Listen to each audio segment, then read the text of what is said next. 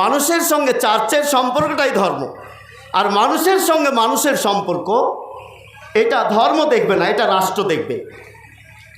এই অর্থে তারা দিন বা ধর্ম বুঝেছে। মুসলমানরা যদি এই অর্থটা বুঝে যে দিন মানে ধর্ম, তাহলে ধর্মটা শুধু আল্লাহর সঙ্গে মানুষের সম্পর্ক পর্যন্ত সীমাবদ্ধ হয়ে যায়। তাই আল্লাহ তাআলা ইসলামকে দিন বলেছেন, যে সেটা শুধু ধর্ম নয়, অনেক ব্যাপক। রসুল করিম সাল্লাল্লাহু আলাইহি সাল্লাম একটি হাদিসে এটাকে পরিষ্কার করেছেন আরও, যে যত হক রয়েছে অধিকার, সেই অধিকারকে দুটো ভাগে ভাগ করা হয়েছে। একটা অধিকার হচ্ছে কি হাকুল্লাহ, বান্দার আল্লাহর অধিকার, আর একটা হচ্ছে কি হুকুকুল ইবাদ, বান্দার অধিকার। মানে ইসলাম মানুষের সঙ্গে মানুষের অধিকারকেও যেমন আলোচনা করেছে, সীমাবদ্ধ করেছে, তেমনি আল্লাহর সঙ্গে মানুষের কি কি অধিকার রয়েছে, কি সম্পর্ক রয়েছে, সবটাকেই একসঙ্গে পরিবেষ্টন করে আছে। অর্থাৎ ইসলাম যে একটি দিন ব্যাপকতা দাবি করে, এটাই হচ্ছে এই হাদিসটি তার প্রমাণ, যে আপনার সঙ্গে আল্লাহর যে সম্পর্ক, মানে আপনার সঙ্গে মসজিদের যে সম্পর্ক, যদি ইউরোপীয় পণ্ডিতের ভাষায় বলি যে মানুষের সঙ্গে চার্চের সম্পর্কটা যেমন তারা ধর্ম বলেছে, আর ধর্ম নেই। ফলে মানুষ ব্যক্তিগত জীবনে তার ধর্ম পালন করবে, সামাজিক জীবনে, শিক্ষাঙ্গনে, কিংবা সে যখন অফিসে থাকবে, কর্মস্থলে থাকবে, ওখানে তার ধর্ম যাবে না। এটাই হচ্ছে ইউরোপিয়ান পণ্ডিতদের ধারণা। ইসলামের ধারণা হচ্ছে আপনি যেখানেই থাকুন, আল্লাহর সঙ্গে আপনার সম্পর্ক, আপনি আবদ্ধ হয়ে গেছেন, বেঁধে গেছেন। আল্লাহকে আপনাকে সার্বক্ষণিক ভয় করতে হবে।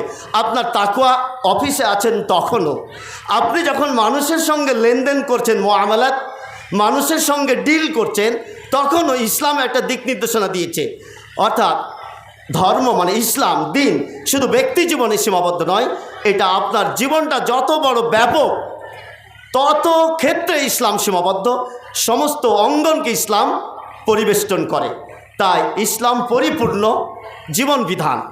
এটা আপনি ঘুমোতে যাবেন কিভাবে, বিছানায় শোবেন কিভাবে, ব্যক্তিগত ব্যাপার, নেহায়েতই ব্যক্তিগত।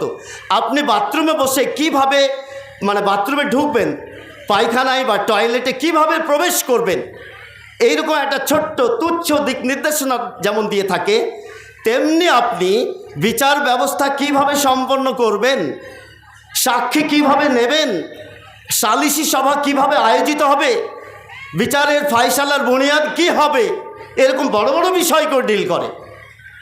এ কারণে ইসলাম শুধু ধর্ম নয়, ইসলাম হচ্ছে একটা জীবন ব্যবস্থা, ওয়ে অফ লাইফ। ইসলাম হচ্ছে একটা কমপ্লিট কোড। ইসলাম জীবনের সব দিককে পরিবেষ্টন করে, ইসলাম কমপ্লিট।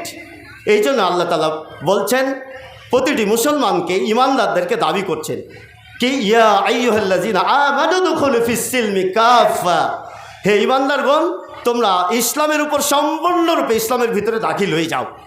অর্থাৎ ইসলাম পরিপূর্ণ রয়েছে। এই পরিপূর্ণ ইসলামকেই মুসলিমদের মানতে হবে, মুমিনদের পরিপূর্ণ ইসলামকে মানতে হবে, ইসলামকে খণ্ড করা যাবে না। আমরা একটি মাশহুর হাদিস শুনেছি, যে হাদিসটি সহিহ মুসলিমে রয়েছে এবং প্রতিটি মানুষের প্রায় মুখস্থ থাকার কথা হাদিসটি, যেখানে বুনিয়াল ইসলাম আলা খামসিন বলে হাদিসটি এসছে, যে ইসলামের বুনিয়াদ কি, 5টি।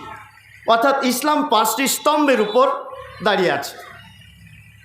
তা দেখুন, ইসলামকে আমি এতক্ষণ আলোচনা করলাম, দিন হচ্ছে ব্যাপক, একেবারে মানুষের জীবন যতদূর পরিব্যাপ্ত, মানুষের জীবনে যতগুলো অঙ্গন রয়েছে, ব্যক্তি জীবন, পারিবারিক জীবন, সামাজিক জীবন, অর্থনৈতিক জীবন, রাজনৈতিক জীবন, শিক্ষা জীবন, সমস্ত কিছুই রয়েছে, সব জায়গায় ইসলামের দিক নির্দেশনা রয়েছে। ঠিক তেমনি এই হাদিসেও রসুল করিম সাল্লাল্লাহু আলাইহি ওয়াসাল্লাম বলছেন, শোনো, এই যে পরিব্যাপ্ত ইসলাম, এটা একটা বিশাল বিল্ডিংয়ের মতো। এই বিল্ডিংটি 5টা স্তম্ভের উপর দাঁড়িয়ে আছে, 5টি স্তম্ভ। সহিহ মুসলিমের 21 নম্বর হাদিস আপনারা পড়বেন, বুনিয়াল ইসলাম আলা খামসিন শাহাদাতি আল্লা ইলাহা ইল্লাল্লাহ। এটা হচ্ছে তোমরা আল্লাহ ছাড়া কোনো ইলাহ নেই, এই সাক্ষ্য দেয়া। তারপরে হচ্ছে কি, ওয়া আন্না মুহাম্মাদান আবদুহু ওয়া রাসূলুহু, মুহাম্মদ তার বান্দা এবং তার রাসূল। তারপরে হচ্ছে ওয়া ইকামিস সালাহ, সালাত কায়েম করা, ওয়া ইতাই যাকাত, আর হচ্ছে যাকাত দেয়া, আর এটি হচ্ছে কি, ওয়া হজ্জুল বাইতি, আর বাইতুল্লাহর হজ করা, ও সৌমি রমাদান, আর রমজান মাসের সিয়াম পালন করা। এখন ভাই এই যে 5টা স্তম্ভ, এই 5টার সঙ্গে আমরা সবাই পরিচিত তো? মাশাআল্লাহ, আমরা সাক্ষী দিই আল্লাহ ছাড়া কোনো ইলাহ নেই, সাক্ষী দিত। মোহাম্মদ আল্লাহর বান্দা এবং রসুল, এই সাক্ষী দিত। আমরা সালাতকে স্বীকার করি তো? আমরা বাইতুল্লাহর হজকে মানি কি না বলুন? পারলে যাই সক্ষমতা থাকলে, আর যাদের সক্ষমতা আছে জাকাতও দিই, তৎপরতা রয়েছে, আলোচনা হয় এই বিষয়গুলো নিয়ে। আর এই যে রমজান মাস আসছে আর কদিন পরে, আমাদের মাঝে একটা সাড়া পড়ে যায়। তো মাশাআল্লাহ, আমরা